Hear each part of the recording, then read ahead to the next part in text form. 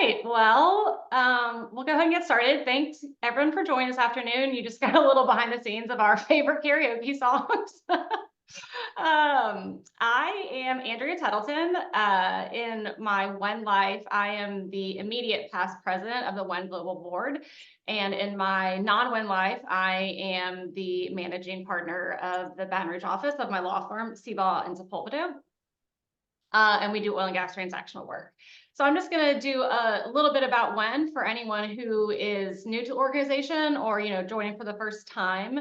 These lovely ladies are our global board of directors. They are such a hardworking group, and we've done a lot of great things this year. And so I'm excited what the back half of the year is going to bring for our organization. The One Career Center, if you are new to this organization, we just partnered with Iridium Helps and Naylor Association Solutions. It's a full suite career services center to help you brush up on your resume. There could be job postings in there. You can post jobs if you are a company, and that can be also found on our website, women'senginenetwork.org, under the Career Center. We also have a One podcast hosted by Maggie, who's on the call right now, and two other lovely ladies. They have some great content they've been putting out. I think they do 1 or 2 episodes a month. So check it out if you haven't. It covers the gamut from leadership to technical to just some good old-fashioned fun. And so you can get that wherever you listen to your podcasts, Apple, Spotify, and Google. And then lastly, these are our global corporate members and our sponsors. We want to always say a huge thank you for these companies for supporting us and for championing us and supporting the women in the energy industry. And if you want to connect with us, this is our website. And we also have a really strong LinkedIn presence, Women's Energy Network, if you want to follow along for our global programming and whatever we have going on in the industry. And I will pass it off to Maggie to introduce today's event. Hi, everyone. If you don't know me, I'm Maggie Taliska. I am currently the WEN Global Programs Director, and in my day job, I manage the battery assets at Enel Green Power. I am really excited to host Claire Gotham today for an Adventures in Energy career. Claire and I met when she decided and said yes to being on a panel that I was hosting at the Global Conference. We had a great time. I think we educated some a little bit, and we both learned that we did like 80s movies, in particular Back to the Future, where we talked about the DeLorean and how much energy that the DeLorean would take, which is 1.21 gigawatts, which is a lot of Maggie watts, as I call it. So really excited to have Claire in the program. Today, just some reminders, just keep yourselves on mute while we'll go through this program. You can take yourself off of mute if you happen to see like a guy with a mask on and a chainsaw behind me or something. Guy with mask, okay. Guy with mask and chainsaw, not okay. So that's the only time that you should take yourself off mute.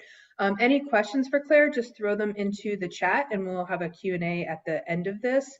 And please engage in the Globe community. I did start some chatter in there. So after, if you like what you heard or wanted to ask any other questions, please go to there and add it.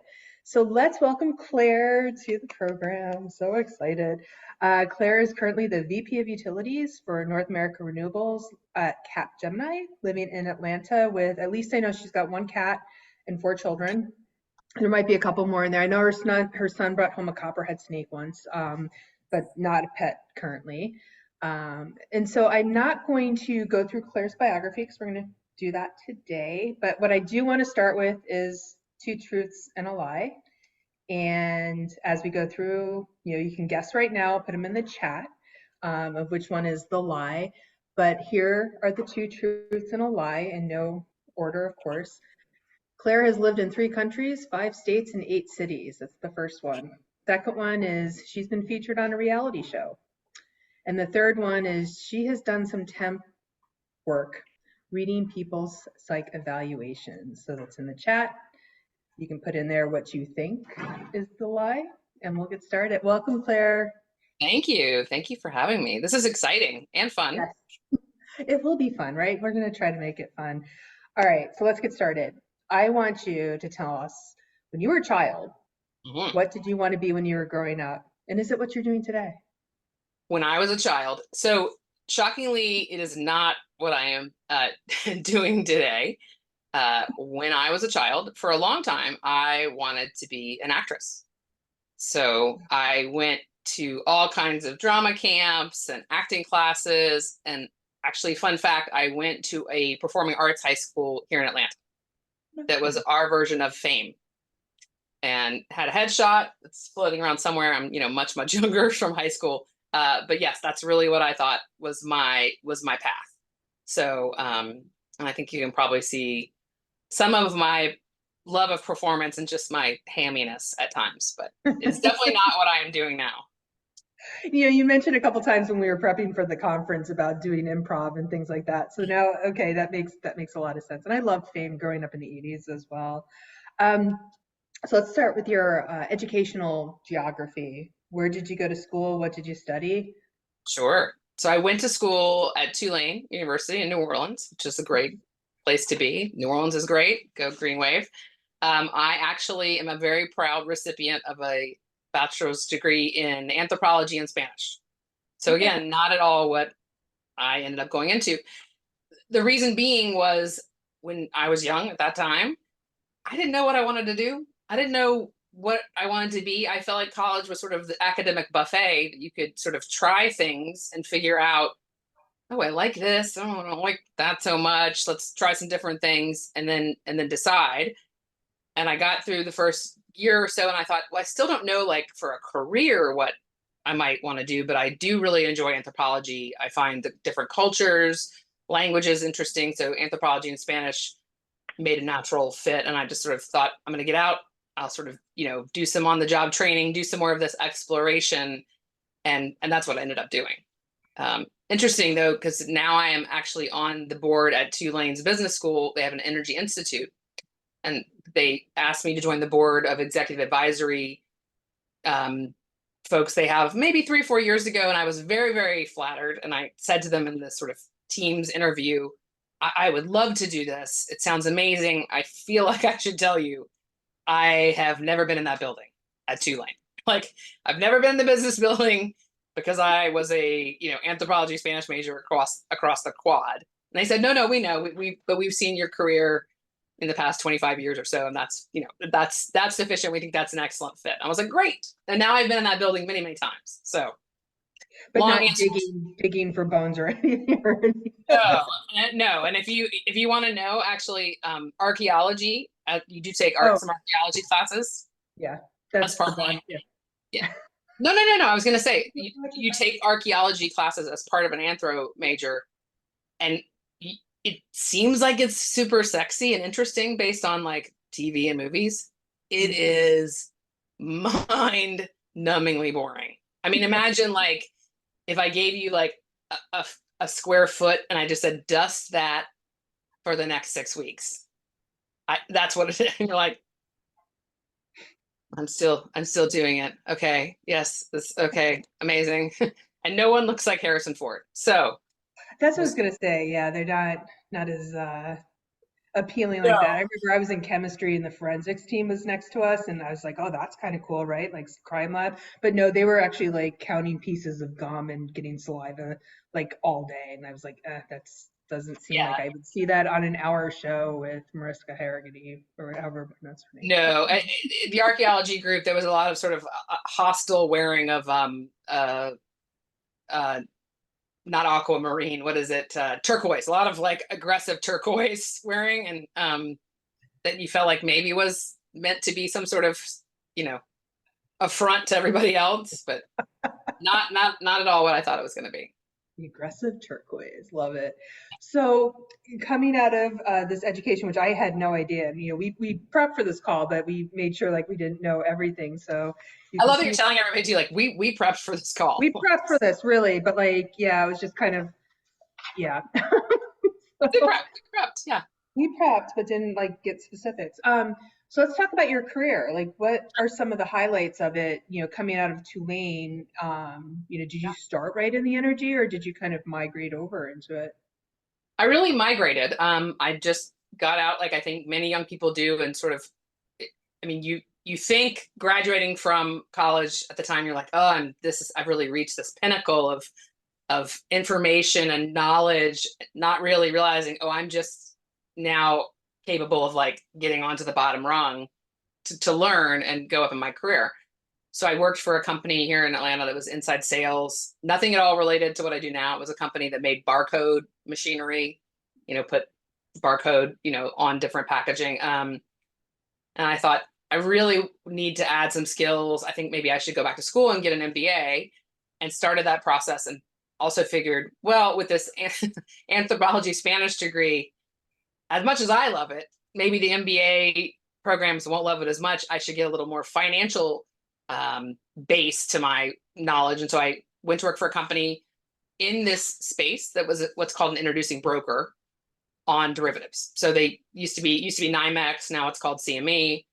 And they trained me up to become a broker. I took a Series 3 license test and worked primarily with small to mid-sized commercial hedgers in the space of oil and natural gas on the commodities market. So that was how I sort of got into it, and then moved eventually into more of the physical side. I will cut to the chase that I decided to not go back to business school after getting into UT Austin, which I was very, very pleased by. It's an amazing school, amazing MBA program. I signed a bunch of very official papers and took out a bunch of loans. I was like, here I go, I'm going on to grad school.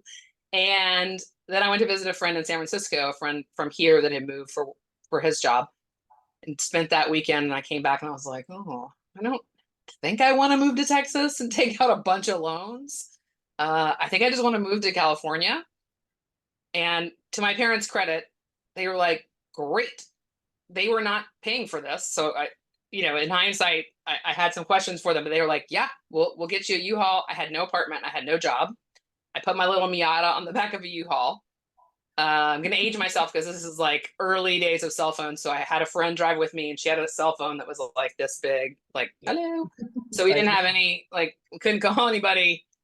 And we were like frickin' frack going across the US in this U-Haul with my Miata on the back of it. But I got an amazing apartment in San Francisco. I got an amazing job at PG&E and started my journey really into that side with utilities. So it all worked out. I did ask my parents later when I became a bit more of an adult, like, hey, that seems odd. You were not super pumped when I got into this top 10 MBA program, which you weren't paying for.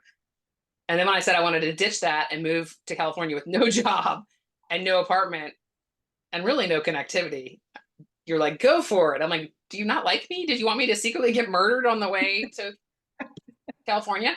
And they were so sweet and said, no, we could just tell that your heart was not in the previous plan. You had a great plan, but it was a plan that didn't have you in it per se. So I think, credit to them. Yeah, absolutely. So Georgia, Louisiana, Mm. or California, right? Yes. Are we doing the I'm just keeping track to see. Oh, sure. Yeah, absolutely. Yep. You're right. That's where we were. Yep. Okay. Okay. So San Francisco, you're working, or you just moved there. You're Yeah, I get a unpacking. job with PG&E. I'm like, I do the whole, send out paper resumes, Yeah. end up getting an interview, and end up working in their paper resumes. And all the paper rejections I got in college that I just okay, to that point, yeah, and you'd fax them. I went through the regular route of like applying for jobs, sending in, faxing and mailing. And then through a connection from my previous job, derivatives trading, I got sort of an informational interview at PG&E and ended up getting hired in their what was called California Gas Transmission group. Great group as a product manager. I was in that role probably 6 months when I received in the mail a rejection letter from PG&E that was like, dear Claire, thank you for your interest and I was like, I'm in this job, like I'm in this building. Do y'all not know I'm here? So obviously there was a disconnect there, but yes. And so I stayed there. That's a great company, great people. I still have a lot of friends that I'm in touch with from PG&E that is really many, many moons ago. I couldn't really do the weather. I'll be honest. After a couple of years of I lived in the city. Yeah. it's very foggy and cold. And the summer is a bummer in San Francisco. I mean, it's that old quote, right? The Mark Twain quote. But so I knew some women in the industry, and I actually went on a vacation with several of them to Spain over one summer, and they were living in LA and LA.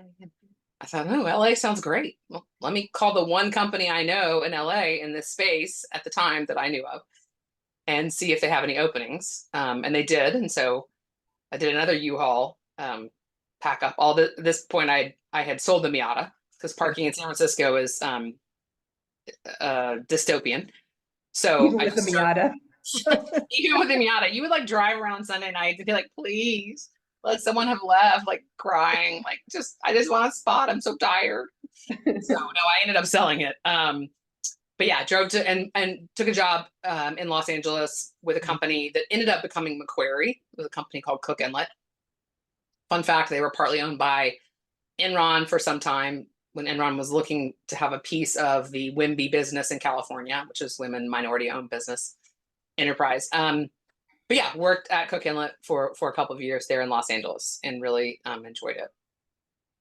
Now, personal wise, were you single this time? Were you finding love? Were you? It sounds like the reality show I was on, Finding Love. I just try to tie it all together. No, I appreciate that. I was single moving to Los Angeles, and I walked into this job the first day, and it was trading floor style. So everyone here I think is pretty familiar. Like you can just sort of see everybody who works there.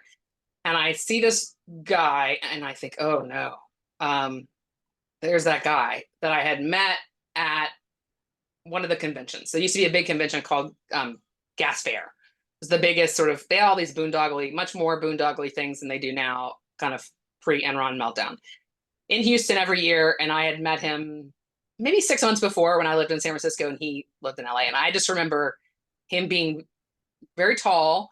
He told me he'd just gotten out of the military. So for some reason in my brain, I'm like, oh, you're very young. And then also just he gave me the full court press. And these events are very male heavy, right? They're not a lot of females. And I just thought, sure, he's lovely, but this does not, makes me nervous. So I spent the whole time like dodging him in the convention center, layout of the the booths. I'd like duck into like the Williams booth and be like, oh, so, and then I walk into this job and there he is. And I'm like, oh my gosh, there's that guy. He is my husband. He says, I walked in and he said, that's Claire Pringle. Why is Claire Pringle working here? And I was like, oh no, there's that guy. But the company was a lot of young people. Obviously we became friends. We started, getting to know each other a lot and working together. And we did start dating. We sort of kept it a little bit secret. It wasn't against the rules, but just, I was like, we're going to break up. This company, is in one big room. Then I'm going to have to look at you. It's going to be awkward. Which we did briefly because I felt like that was going to be awkward. And then sort of convinced me we were meant to be together. So I think we're the only people that from that company that got married. So, and I do think the fact that we have 4 kids is a testament to like we made the right decision. So I'm just thinking, yeah, I think my husband and I are the only 2 from our former company that got married, but we just have a cat, stay-at-home cat. But so how long did you stay in California? Or did you then it's very hard to be in I call it the 2-body problem, right? Where you and your husband are in the same field and you have to try to manage both your careers, right? And especially prior to COVID, that's hard. So how did you guys manage that and like where did you go next? Yeah, that's a great question. So yeah, we did have that problem. And I would say we did a brief stint in Portland. I took a job there. He was independent consulting. And I went, I'm an adult, but he did sort of convince me to move to Portland. And I will say I went up on my own for the interview. Company was lovely. I just had that feeling of like, this is not the place for me. But then he showed up on Friday. We went to dinner. We talked about all the great things about the area and raising a family there, which we didn't have yet, and all these things. And I said, yeah, okay, let's do it. And then, 6 months in, I was like, so Portland for me was like the person you date and you don't fall in love with, and you're like, God, on paper, like I really should like you more. Like you're all the things I say I want. Like good restaurants, like near nature, good art scene, like all these things. And I was like, oh, I don't want to go back to dirty, expensive, dangerous LA. So moved back to LA, and started to have a family. So had a couple of kids in LA. So my daughter and my oldest son were born in Los Angeles. And again, we were still working consulting, but it became harder and harder. John being in the same industry with a different focus, more IT, traveling, I couldn't also travel. So I became independent. And then just to be honest, like we wanted more kids. I'm a glutton for chaos. And I was like, you know what would make this fun? It's like add more kids and make it more chaotic. And where are these future kids going to go in this tiny little house we own in Los Angeles? That was, 1,300 square feet. So unless we wanted to do like a Pirates of the Caribbean situation where we just like put everybody in hammocks, I was like, we need to move somewhere else. I'm from Atlanta. I think it's a great place to live. You can live in the city, similar to many places like, Houston, Dallas. I mean, I'm sure there's tons of other cities I'm not naming, and people are probably irate right now, like, you're not naming my city. But places you can live and be sort of more in town, but have a little bit of space and, walkable parks, etc. So we moved here in 2006. So that was what got us back to Atlanta for me, to Atlanta for my husband, who's actually from Idaho. Oh, no kidding. Oh, we have more in common than I thought. My husband's from Iowa, like another vowel state. I don't know why that's like. So let me go back because you'd mentioned when you were in LA, you went independent. So is that the time that you went and decided to go on your own? Yes. Yeah. Okay. So I did a 1 year stint with Deloitte, and I will say they were lovely. They had hired me, and the idea was because I had small children. I had a 2-year-old and I had a 5-month-old, and I really could not travel because my husband traveled. But they really liked me and wanted my skill set. So they were like, let's try something different. We'll give you a no travel clause for a year, and you'll just be, SME, boots on the ground, here in the LA office and work on different things. And I'm like, great. And keep in mind, like now this doesn't sound crazy. Everyone's like, yeah, that's because we've all done remote for many years now. But at the time, this was a really big change for them in culture and how everyone else, all of the hundreds of thousands of Deloitte employees did things. So I did that, and in about month 9, I just could tell my poor partner that, my people manager, I think every week he was on resource calls fighting about why I didn't travel. People would see your name in a database and say like your skill set and say, well, I want this person on this project and why don't they travel? And I just sort of gave him the out and said, look, I appreciate it. We tried something different. I feel like it's the salmon swimming upstream. But, kudos for thinking outside of the box. And I think I'm going to do something else. And so I went independent at that point. And he was lovely. And again, someone that I keep in touch with to this day. But yeah, then I went independent.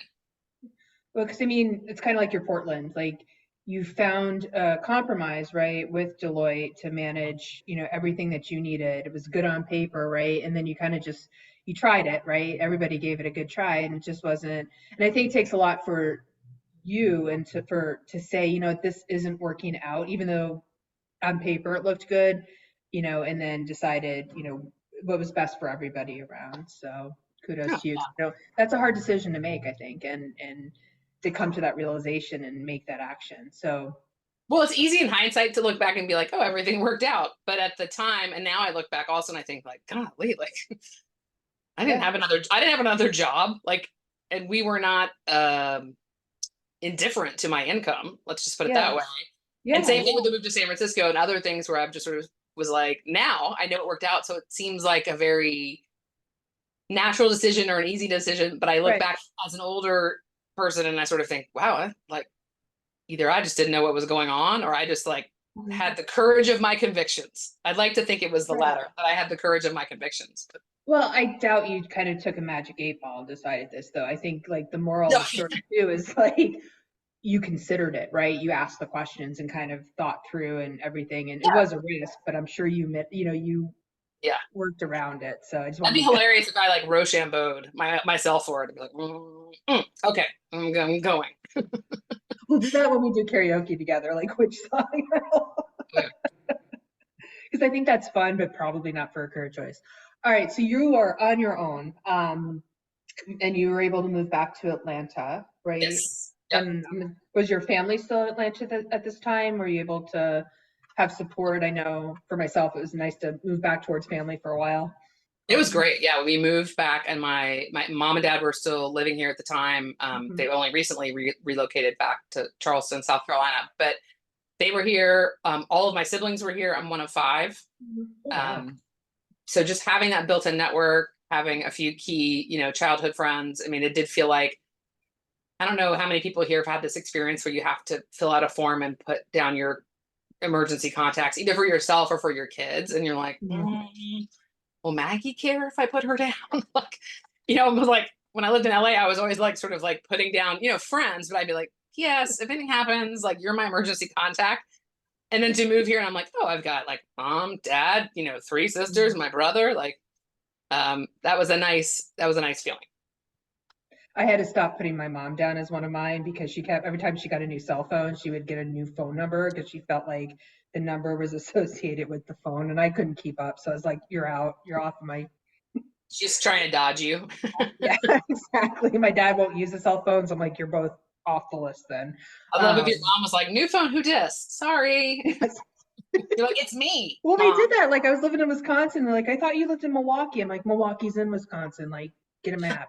Get east or yeah, west of the Appalachians. So, um, so I know you're not consulting on your own yet. Can you kind of walk us through from being independent to going back into the workplace? Sure. Well, I mean, let's be clear. Being independent, I was in the workplace. You mean going back to like a corporate setting? Yeah, to corporate Yeah, setting. Yeah. sure. Yeah, and I did that independent work for 12 years. So I did have a good long run. There are pros and cons, which if anyone's interested, I'm happy to illuminate on later. But it got to a point where I was like, this is great, but I also have so many other things I want to learn. So many other muscles I want to build. Mhm. Sort of the thing I always say is I have all these professional arrows I want to put in my quiver. And when you're independent and you're a subject matter expert, people are not like, you know what you should do? You should try this thing. Just like, give this a whirl, girl. Yeah. No, they are like, I pay you this much per hour to do this, and that's what I want you to do. And so that realization, I was like, oh, I need to go to a firm. Like a firm will afford me the ability to be the SME. Like, don't get me wrong, I love to be a SME. I love to flex that, expertise and the years of knowledge, etc. But also, I want to keep learning. So I was like, I need to go to a firm. And then COVID hit, and I thought, well, that's not going to happen. I'm not going to a firm. But then a recruiter called me, and it was a firm previous to my current employer, Cap Gemini. It was another smaller firm that wanted me to run their power and utilities practice for North America. And I took that, and it was a great entry back into the corporate world. They had a wonderful culture, particularly during that time where everything was virtual and it was weird. You guys remember we were jogging with masks on outside and cleaning grocery bags and I mean just all the stuff, right? That we thought was only going to be 2 weeks, 2 months, etc. But yeah, so that was sort of my entry into the workforce in a corporate setting again, I would say, as a full-time employee. Yeah. So like you had a lot of clients, but you still maintained relationships with recruiters. I was just thinking about that. Like just if you do go on your own, you do have your client base, which is the best word of mouth and everything, but always just, I guess my point is keeping in contact with everybody, like keeping your network and keeping it recent too, like, reaching out to those people, just even if you weren't looking, like someone can always be like, hey, you got this open position. Claire comes to mind, things like that. So just, I think the importance of keeping your network fresh and everything. Oh, I think it's hugely important. And I would say that's true, whether you're looking or not, just to be connected to people in the industry, connected on subject matter. I think it provides a wealth of benefits to have, no pun intended, a lot of grids that you're on, right? Right. So you're on different professional grids. WIN is one of my professional grids. I'm Yeah. very proud to be on it. I have other ones, right? I have a Capgemini grid. I have got a grid here in Atlanta. There's a group called Empowered Women. That's a renewable energy networking women group. Chief. Then you've got your personal grids, right? You've got, maybe it's a tennis team or a church or a book club or a karaoke club. I mean, whatever it is. But I think all of those things are really important for your professional development and your personal development. Yeah, and I just would encourage everyone again to go in the GLOAT community, engage with others. It's a great community that we have within Women's Energy Network. I got a job through it. I got to meet Claire through it. Now I have my karaoke partner when she comes up here.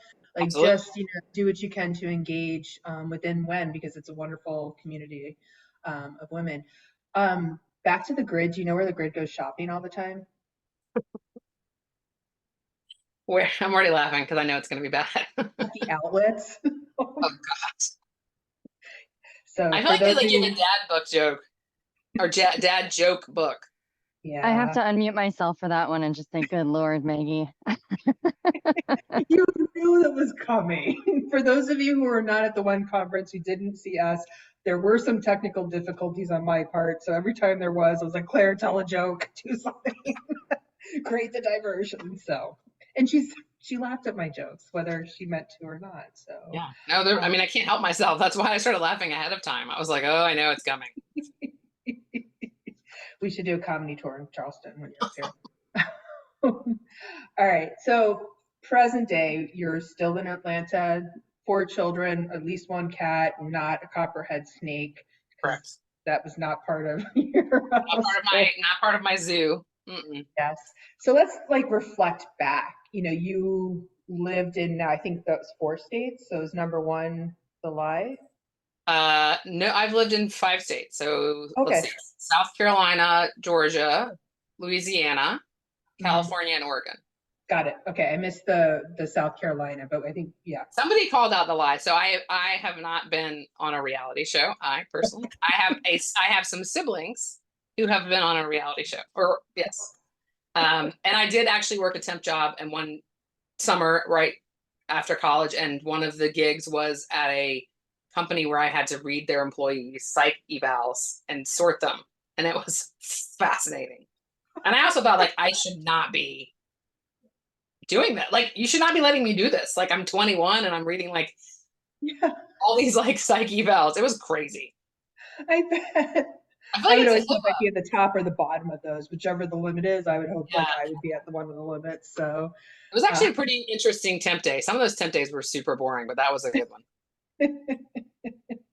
I watched ducks with Dove soap after a oil barge thing in Rhode Island once. That was a weird job I had. But anyway, let's go back. Let's get some takeaways from your career, because I think you've pivoted a lot. You've tried new things. You made decisions, obviously not on the magic 8 ball, but let's go back. Can you give us some takeaways for those that are kind of listening to this and having some thoughts about maybe perhaps making changes and or just reconsidering where they are today?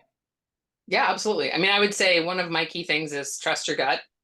That sounds a little hokey, but your gut is never going to steer you wrong. And I don't mean, the pros and cons list. I mean, really that voice inside of you that you just know. And the few times that I have disregarded it and really been more cerebral with my lists, I have been wrong. Like my gut was right. And Portland is a great example. There've been a few others. That would be one. I would say, keep your network strong. I love that call out. Keep your network strong and current and diverse, right? I mean, diversity of roles, diversity of gender, diversity of ages, I think is really important. I mean, I learned things from younger people within my network, within my company, definitely older people, because they're the Doc Brown, right? Like, you need someone who's been down the road and is like, let me tell you what's coming. So you definitely need some of those. So I think, keeping those networks strong is really important. And then don't be afraid to pivot and change. I hate that word pivot, right? Because we used it so much during COVID, but truly being flexible, because flexible is a better way. Let's use that. There's no job that I don't think any job is going to be exactly the same now as it will be in 5 years or 10 years. That's just not how the world evolves. It's not how jobs evolve. So the more flexible you are in attaining skills and being open to opportunities, I think the better you will fare, and the more interesting your career will be. And one thing though, when I was listening to you, when you took the Deloitte job, clearly you had some input into that. And kind of what's resonating with me is like, ask for what you want. You might not get all of it, right? But it's okay to ask for it.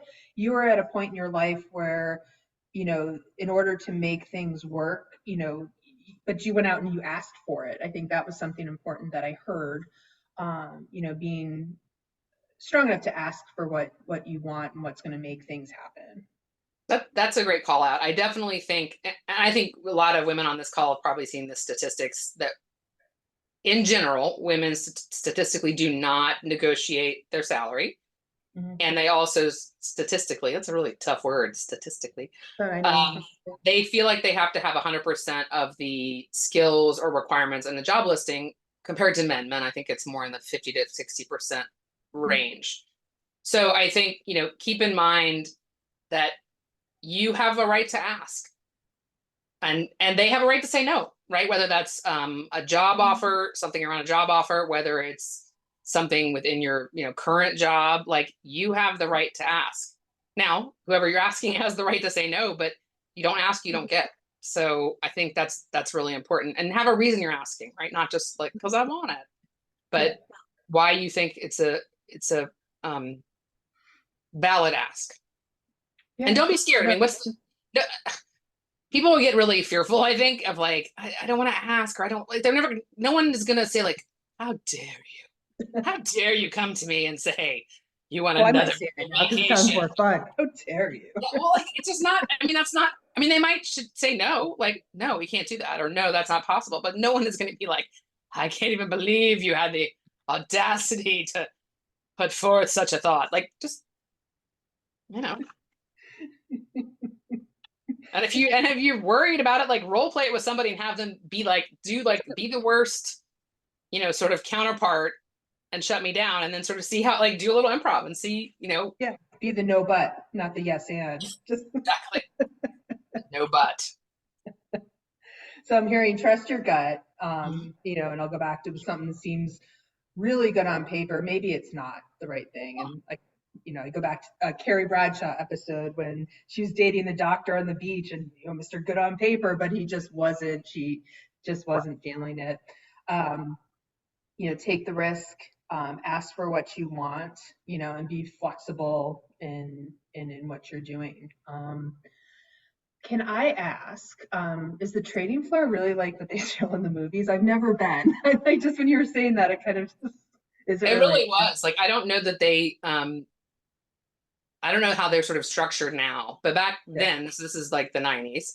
They really were that way. And so you had just like rows and rows of people, multiple phones with your computer. And sometimes we would have two phones going. So I'd have, you know, a counterpart and maybe a broker trying to be like in the middle, like, will you do, you know, whatever, 250, will you do 255, you know, trying to make that nickel on whatever, you know, 10,000 MMBTUs. And then you had everybody around you doing it, right? So you had, you know, the way a lot of them were organized was like different geographies or even different commodities. But yeah, it definitely was. Wow. This is someone who's never been in like that kind of world. That's just fascinating. I watch the movies, right? And I never know, just because, you know, SUV crime or whatever is not like you don't solve a murder in 1 hour and, you know, convict the person. Well, I know that much is true, but trading. Where was So Atlanta is really probably your favorite place to live. Like any favorite foods that you miss from the other cities you lived in that you're not getting in Atlanta? Like what were some of the highlights Sure. of the West Coast? Yeah, no, I mean, I really loved kind of everywhere I lived. I mean, I'm trying to think other than Portland, where I was like, let's just peel out of Just here. wasn't Like, feeling it. Yeah. you know, Portland just I mean, wasn't that into you and you weren't into that. no, Portland was not into me, and I was not into Portland. Mhm. You know, all of the places, Los Angeles, San Francisco. I lived in Dublin, Ireland, Madrid, New Orleans, like they Oh, all that have, was the three countries, US, yes. Dublin, So Madrid. Okay, I gotcha. lived in Spain, lived in Ireland, and then I lived in the US. You know, all have amazing things and amazing food that I miss. And Parts about the culture. I mean, we were in Ireland for 2 years on a project. If they had said like another year, I'd been like, yep, one more year, this would be awesome. We were a family of 6, and they were like, you're on budget and on time, and you are done. So I think that's another maybe a piece of advice if anyone is interested in having that international experience. I am a big proponent of it. I think it expands your horizons. It expands obviously your experience. I would caution, don't do it because you think perhaps it's going to elevate you within your current org. Yeah. That isn't always the case, right? You come back and you feel like Lawrence of Arabia, and you're like, hello, I've conquered the foreign lands, and aren't you all so pleased? And everyone here's like, with a big cape on. yes, totally, hooray! And they're like, where were you gone? What were you? Okay, and nobody cares about it. Nobody wants to hear about it. Like, you had an amazing transformative experience, but like that's the point to do it, not because you think, okay, it's gonna like, unless you have been tasked by your entity, you know, they say specifically go to Sydney and build up the, you know, the Sydney office, and here are your KPIs. But like if you just sort of take a new role within your org, just sort of keep in mind it's more for your own experience versus like, oh, I'm going to come back to my current org and they're going to think I'm a conquering hero. That's probably not going to happen. That is so important, because especially also with MBAs or overseas, don't do it because you think you'll come back and have that automatic, unless you're in an executive program where they're like, you have to go do a year abroad to come back to be in our C-suite. That's different. But if you're going to go get an MBA, go do it for yourself. For the, you know, especially I'm on the technical side, like we don't get finance or anything. You know, go get your go to the MBA to get that skill set, right, and bring it back. It's going to make you a better technical person, things like that. So that's really important to note. I like that advice. I don't have any other questions. Anything you wish I'd asked you? I think that I wish you'd asked me. More jokes? No, you've got great jokes. No, I just really appreciate the time. I hope this was illuminating. It definitely was entertaining for me and enjoyable. I don't know if anybody put any questions in the chat. Yeah, that's why I wanted to leave enough time for that. So if anyone has any questions, you can come off of mute, or you can ask in the chat. I sort of shut the chat down on the side because I could see like this person leaving, this person joining, this person. But you know, it's like that thing of like someone tells you 10 compliments and 1 negative thing, and you're like, that negative thing, forget about the 10 compliments. So I'm like watching the people leave, and I'm like, even though there's just as many people joining, I was like, that person left. Maybe I should have told more jokes. Well, I'll follow up with them later and be like, I saw you left my webinar. I'm just kidding. I'm not going to do that. Are you going to wear the aggressive teal when you do that too and be like... The aggressive turquoise? I'll just come in like full anthropology teacher turquoise and be like, so I heard you left my webinar. Anusha, I see you have your hand up. Do you want to come off, ask to unmute? I don't know if I can ask you. I did see a question someone just popped in the chat. Yeah. Where do you see women in the energy industry growing? Yeah, that's a great question. Was that again, Maggie? I said comedy. Yeah, right, exactly. No, I do think, I mean, I'm proud to say in my group within Capgemini, we have a lot of female leaders and a lot of just females in general. And when I say a lot, it's compared to other groups and then other peers. So it's still not, you know, where we want it to be. Where I see women growing in the industry is really every sector. I do see more women engineers than we've ever had before. I actually see a lot more women in the IT space and coming out of computer science from colleges. And I think we have more women going to college than ever before, which is great. I do think a lot of, anecdotally, what I've heard from colleagues is that a lot of the male graduates want to go to Silicon Valley. They want to do sort of startups, things that might be quote unquote sexier, and that the women are looking at maybe the dynamic growth of the energy industry, and particularly around renewables, right? So just going back to like that segment of the industry, I think renewables is also a huge growth area. And I'll use I think I quoted this colleague during the panel as well, but I have a colleague, Jason Ames, who says, everybody's going to be a utility or a TikToker in the next 10 years. So I think we're seeing that growth, at least in the utility space and renewable space. I don't know about the TikTok space. Well, they need energy though, right? Yes, that's true. So it's just this like, Yeah, exactly. Did the person who had their hand up, did they get shy and pull it back down, or? you are off mute, so go ahead.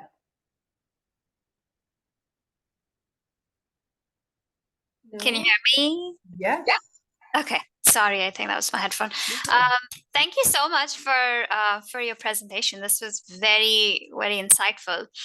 I had one question regarding the functions. Like, it seems to me you've gone through such diverse roles throughout your career. How did you feel different about being a product manager versus an SME versus a consultant? Like any Sure. preferential role or function? Yeah, that's a great question. I think I definitely enjoy being an SME in a lot of ways, because that ability to provide insight, to provide guidance that maybe others don't have versus being a generalist is, there's a lot to be said for that. If it feels good, you really see the product of an impact of your work.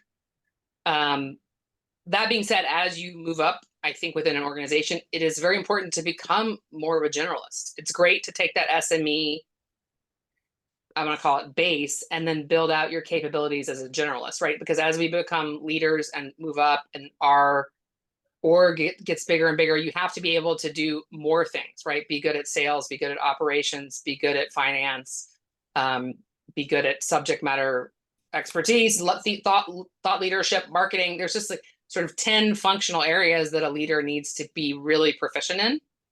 Obviously, you're going to have natural proclivities, right? Some leaders are going to be leaning more heavily towards the financial aspect, or maybe towards the strategy, right? Vision and strategy. But you should have some capabilities in all those. So I think starting with sort of specialty, really getting some subject matter expertise and then moving more broad, I think is, for me at least, has been the journey. Got it. Thank you. Do you have a favorite role? I mean, I definitely love the one I'm in now, right? I don't want to I'm sure that sounds like a little bit of a cop out. I mean, I think there are also parts of roles that I really enjoy more than others, right? I certainly enjoy public speaking. I enjoy strategy. I enjoy thought leadership. I really enjoy working with people.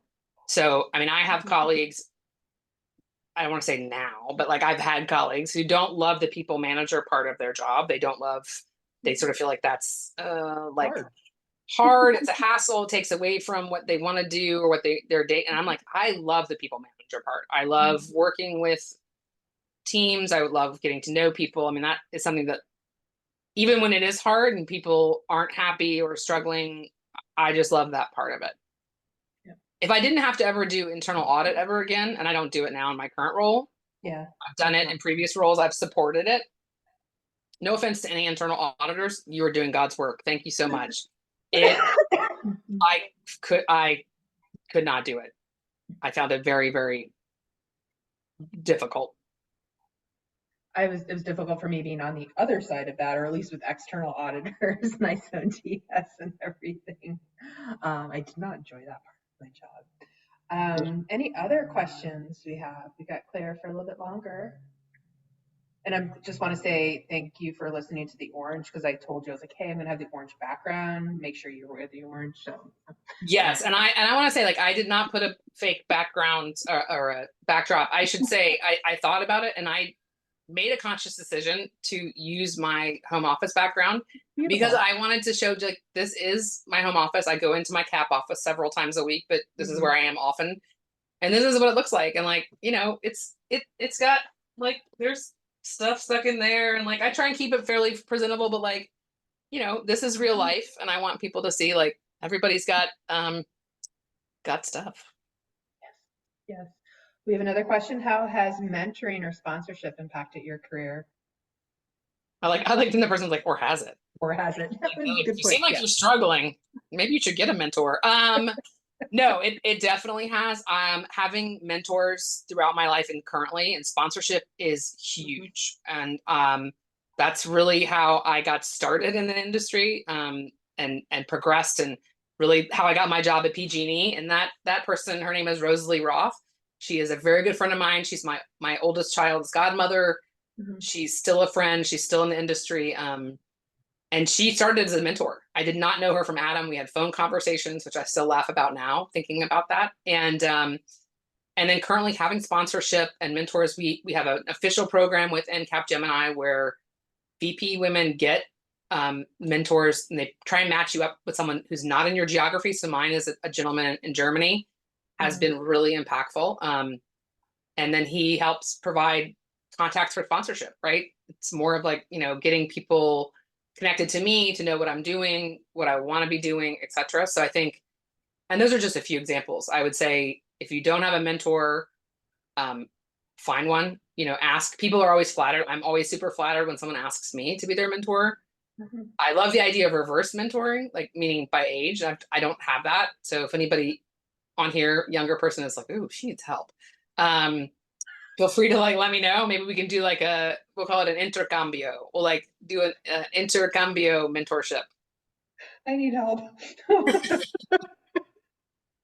Yeah, I mean, be specific about the help. Don't be like, you Well, need to change anthropology, I'm still I can't believe anthropology and archaeology, but yeah, I'm good at chemistry and that's it. So geography is not my thing either. I just want to touch on that. You have a male mentor. Is that correct? I do right now. Yes, I have. Yeah. Mm-hmm. Yeah. Yeah. And I he's think, yeah. excellent.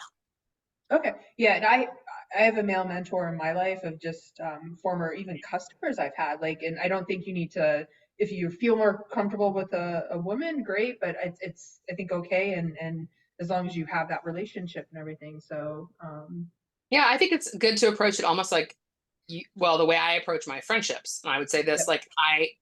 you don't have 40 best friends, right? You have some best friends is like the mountaintop. And then you've got some strong, casual friends that you see, and then you've got sort of acquaintances. I feel like mentors can be that way, where you've got maybe one solid, Mhm. Key mentor. And then maybe you have a mentor for a purpose. Maybe you're looking at a role. Yeah.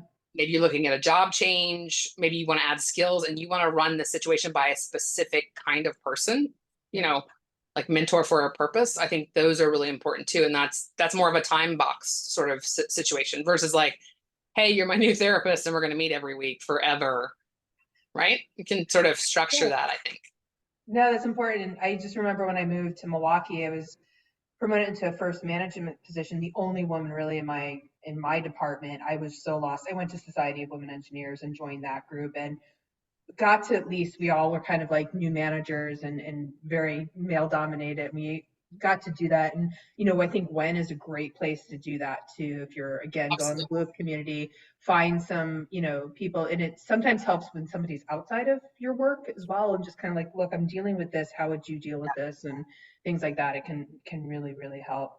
Well, and you're touching on peer mentoring, which I think is really key as well. So whoever asked that, I think Karen asked it. I do have a peer mentoring network group through Chief, and they're all women, sort of same level as me, but different geographies in the US and very different industries. And that has been immensely helpful to, they're outside my org, they're outside my industry, to run things by them and get their feedback. And they're, seasoned and kick ass. Frankly, they're awesome. So that's been really, really helpful. So if you could find those peer mentors too.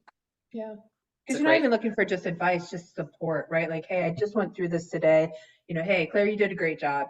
You know what I mean? And just that kind of support can be really, really great. Can I be in your comedian peer group? You definitely can. And on that note, since we talked about this, I am in Charleston. I have a younger sister who is part of an improv theater. Okay. It's called Theater 99. I'm throwing it out for anyone who wants to go to Charleston. Theater 99. They have 2 shows most nights. And she is hilarious. She's a teacher as well. She was a professor at the college there, and now she's a teacher at a private school. But she is very funny. I took my daughter to one of her things at the height of her 13-year-oldness. And afterwards, my sister said, well, did she think you were cool? For, bringing her to this? And I'm like, no, No. She thought you were cool. You were her cool aunt on stage, and I was like just the nitwit who drove her here. She even looked at me at one point. She goes, "I can tell you don't do this a lot." And I was like, "Go outside. What's happening?" She's like, "Never mind." I will So, definitely check that out. Yes, definitely check it out if anyone's in Charleston, Yeah. or if anyone's in Atlanta. I would love to meet up. So reach out to me. You are on LinkedIn, right? Yes, I'm on LinkedIn. Everyone so can connect with please- me on LinkedIn. Yeah, and also if you liked what Claire spoke about today, like give her a review on LinkedIn. I think that's one of the most underused features of LinkedIn. Like you I would did a love that. great job today If you did sharing not your like story. it, don't put anything on LinkedIn.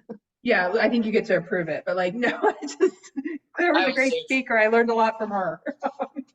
And she laughed at Maggie's jokes. That's what's gonna be mine. I'm just kidding. It's like I get a Yelp review where it's like, "Whoa, water too wet, beach too sandy, well, talk too talky."